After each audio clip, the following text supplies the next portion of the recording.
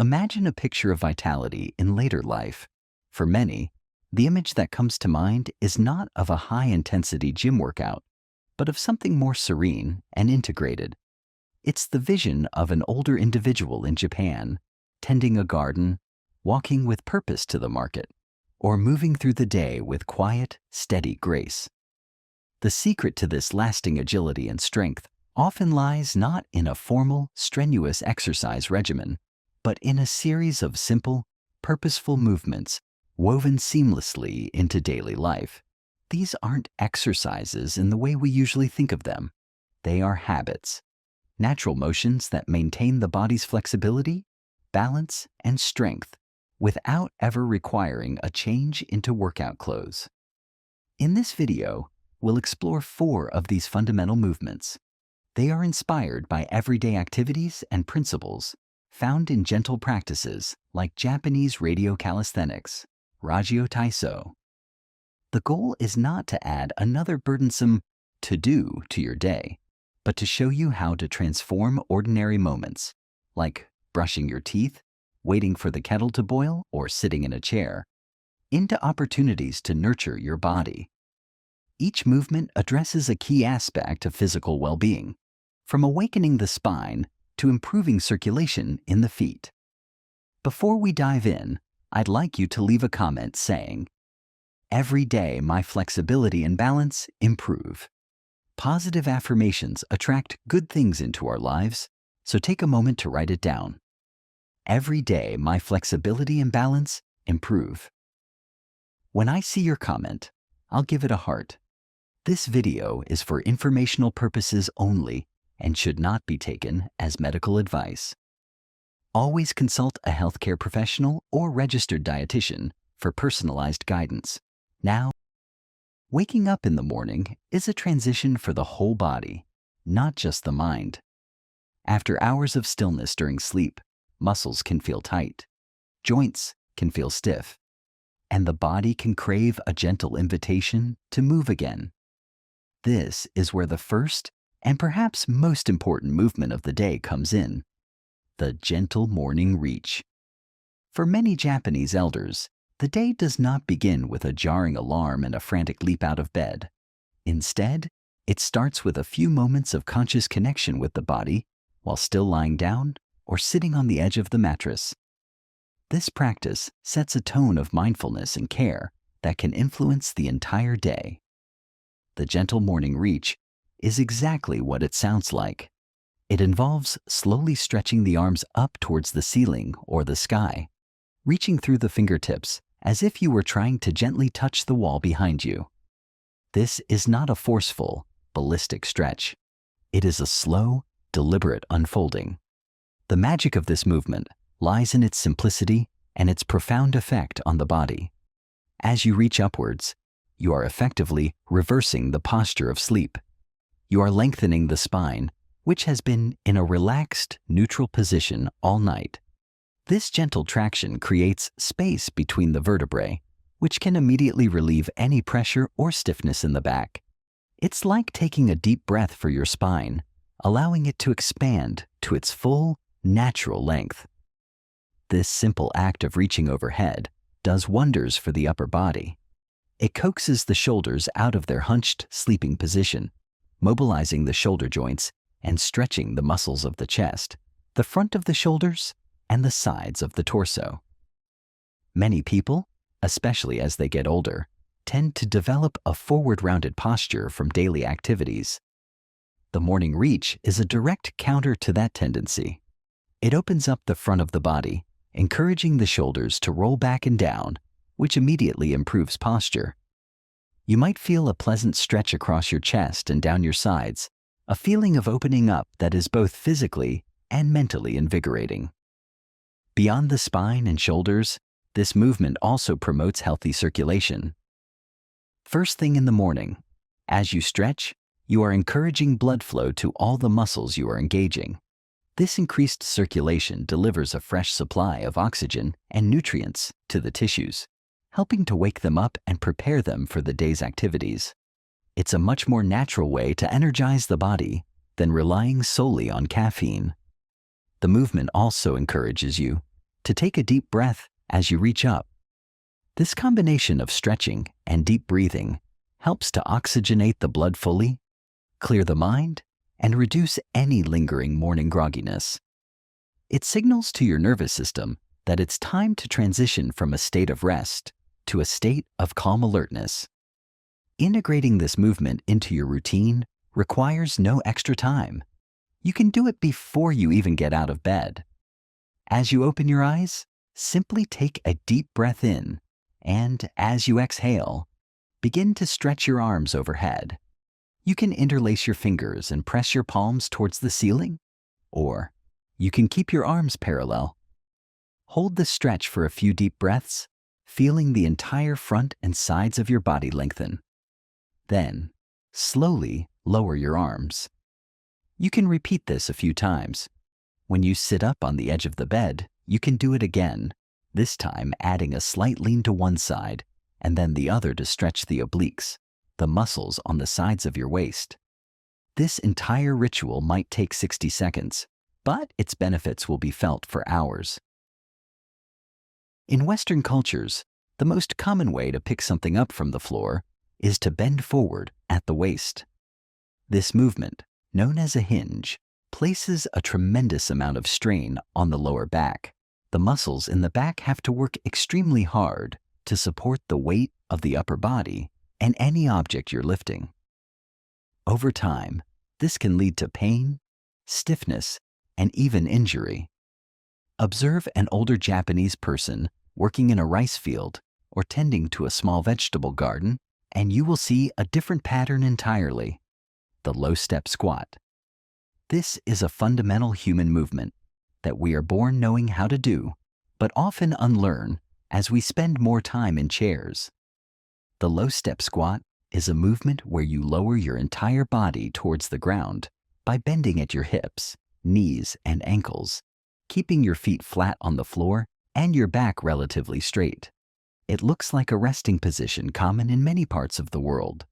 The primary benefit of this movement is that it uses the largest and strongest muscles in your body, the glutes, the muscles in your bottom, and the thighs, to do the work instead of the smaller, more vulnerable muscles of your lower back.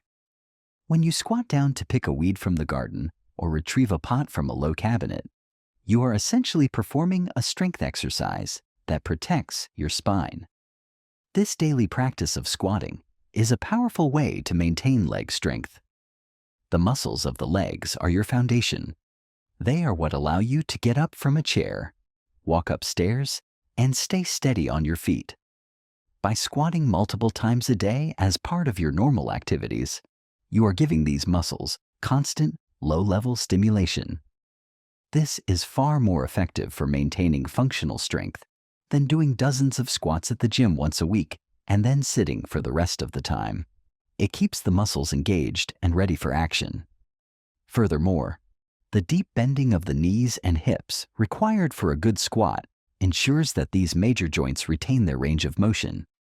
Flexible hips and knees are crucial for balance and for preventing a stiff, shuffling gait. Learning to incorporate the low step squat into your life is a process of re-education. It starts with being mindful of how you move. The next time you need to pick something up from the floor, resist the urge to bend over. Instead, think about sitting down between your feet. Widen your stance slightly for better stability. If you find it difficult to go all the way down with your heels on the floor, that's okay. You can hold on to a sturdy chair or a countertop for support. The goal is not to achieve a perfect deep squat on the first try. The goal is to practice the movement pattern. Even going down a little bit is beneficial. Over time, your ankles and hips will become more flexible, and your leg muscles will grow stronger, allowing you to go deeper. Balance is a use it or lose it skill. It's something we take for granted in our youth, but as we age, the complex system that keeps us upright, involving our eyes, inner ears, muscles, and joints, can become less reliable. This decline in balance is a primary reason for falls, which are a major concern for older adults. However, Japanese elders often exhibit remarkable balance, a skill honed not in a balance class, but through the simple, consistent practice of standing on one leg during everyday moments. This is the balanced stance, and it's perhaps one of the most effective and convenient exercises anyone can do. The movement itself is straightforward. You simply stand on one foot for a period of time, then switch to the other. The true skill lies in doing it with control. The benefits are immense and directly target fall prevention. When you stand on one leg, the small, often neglected muscles in your ankles and feet have to work overtime to make tiny adjustments and keep you stable. These muscles are your body's first line of defense against a stumble. By strengthening them daily, you are building a strong and responsive base of support. Furthermore, the act of balancing sharpens the communication between your brain and your body. Your brain is constantly receiving signals from your feet and eyes, processing them and sending commands back to your muscles to make corrections. This neuromuscular training keeps this communication pathway fast and efficient. An often overlooked benefit of the balanced stance is its effect on posture. When you stand on one leg, you become hyper-aware of your body's alignment. You naturally engage your core muscles, the muscles around your abdomen and back, to keep your torso centered over your standing leg. This engagement is excellent for building core strength, which is essential for good posture and a healthy back. You'll also notice if you're leaning too far forward or letting your hips stick out to the side. This increased body awareness can carry over into your normal standing and walking, helping you stand taller and move more gracefully. The beauty of this practice is that it can be done anywhere you find yourself standing for more than a few seconds. The classic example is while brushing your teeth. Those 2 minutes, twice a day, provide a perfect opportunity. You can hold on to the sink with one hand for support if needed. The goal is not to let the sink hold you up completely, but to use it as a light touchstone for safety. As you feel more confident, you can try taking your hand off the sink for a few seconds at a time. Other perfect moments include waiting in a queue at the grocery store, talking on the phone while standing, or even waiting for the microwave to finish. Instead of shifting your weight from foot to foot idly, consciously lift one foot completely off the ground. Start with what you can manage. If you can only hold the pose for 5 seconds before needing to put your foot down, that's a great start. Aim to build up to 30 seconds or a minute on each side. The key is consistency. By practicing this several times a day, every day, you are giving your balance system the regular practice it needs to stay sharp. This simple no-equipment habit is a powerful investment in your independence. It builds the stability and confidence needed to navigate uneven sidewalks, climb stairs, and get in and out of the car safely, ensuring you can move through your world with assurance and ease. Our feet and ankles are the foundation of our entire body, yet they are often the most neglected. We cram them into shoes, ask them to carry our weight all day, and rarely give them a second thought until they hurt. For Japanese elders who may spend time sitting on tatami mats or wearing traditional footwear like geta sandals that promote foot mobility, ankle health is paramount. A simple but incredibly effective movement they often incorporate is the ankle circle. This is a movement of pure maintenance, like oiling a hinge, and it pays dividends in comfort and mobility. Ankle circles are performed exactly as described.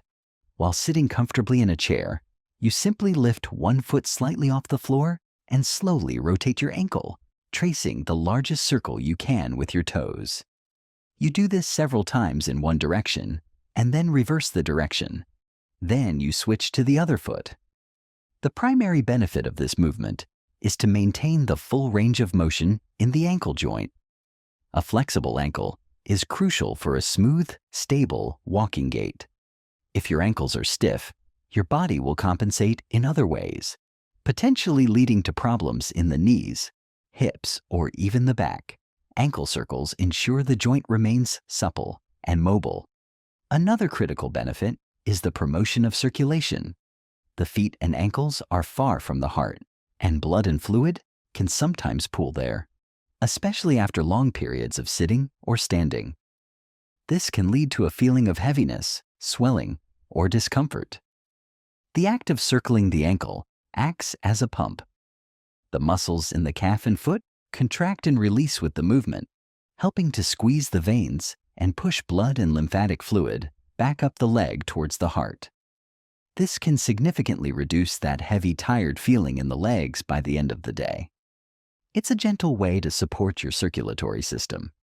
This movement also strengthens the many small, intricate muscles that support the ankle.